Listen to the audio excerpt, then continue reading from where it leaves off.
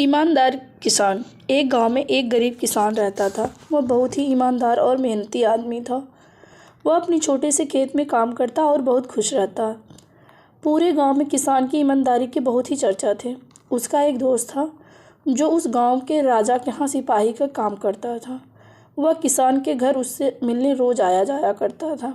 एक बार राजा ने अपने दरबार में एक ऐलान किया कि उसी के बगीचे में काम करने वाला एक अच्छा सा कारीगर चाहिए जो उसके बगीचे के पेड़ पौधों और फूलों का अच्छे से ध्यान रख सके। राजा का ऐलान सुनकर सिपाही ने सोचा कि यही सही मौका है कि किसान की मित्रता निभाने की। मैं उसे यहाँ बगीचे में काम पर लगवा दूंगा। उसका वह मेरा साथ भी रहेगा एवं किसान का भला भी हो जाएगा। यह सोचकर उसने राजा से कहा कि महाराज, मैं आपके लिए एक ऐसे आदमी को लेकर आऊँगा जो काम को अच्छे से कर लेगा। तभी राजा ने उस सिपाही को आदेश दिया, जाओ कल से ही बगीचे में काम करने के लिए कह दो। उसी वक्त वह सिपाही अपने दोस्त के किसान के घर पहुंच गया और जाने के बाद उसने किसान को बगीचे में काम करने की सारी बात बता दी और किसान ने भी खुशी खुशी काम करने के लिए हाँ कर दिया।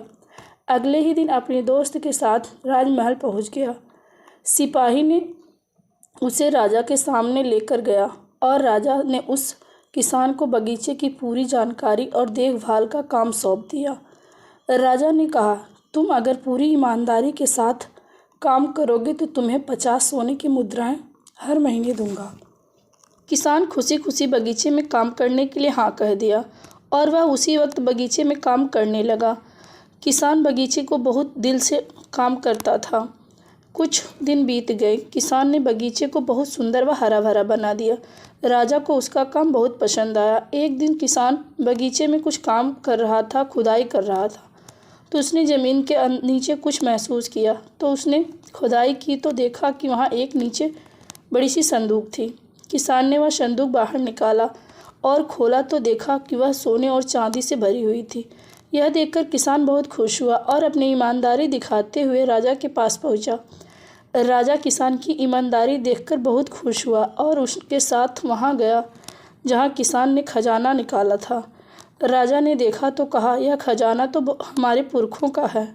हम कई वर्षों से इसे खोज रहे थे। खजाना देखकर राजा बहुत खुश हुआ और राजा ने अगले दिन किसान को पूछता है कि तुम्हें क्या चाहिए इनाम के तौर पर। किसान बोला, मालिक, मुझे कुछ नहीं चाहिए। मेरे पास जो भी कुछ है मैं उसी में खुश हूँ।